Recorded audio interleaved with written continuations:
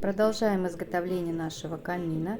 Сверху мы положили ровную поверхность и декорировали ее потолочным плинтусом. Вырезаем из картона такие кирпичики, много кирпичиков, и обклеиваем ими камин. Одного тюбика клея нам оказалось недостаточно, берем второй. Оказалось непросто это делать, но получилось довольно неплохо.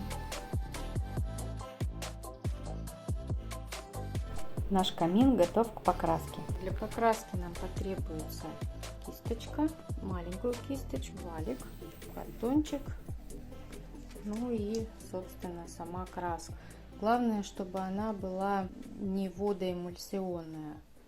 Необходимо также что-то подстелить на пол.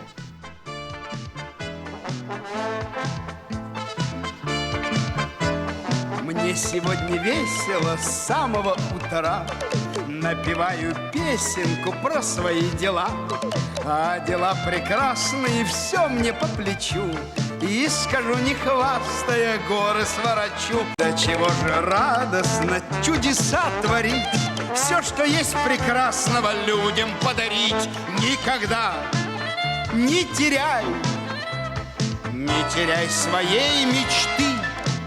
Твердо верь, твердо знай, все на свете можешь ты.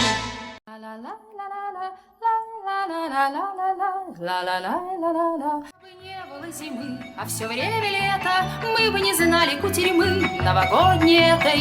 Не спешил бы Дед Мороз к нам через ухабы, лед на речке бы не замерз, кабы, кабы, кабы, лед на речке бы не замерз, кабы, кабы, кабы. Кабы не было зимы в городах и селах, и никогда б не знали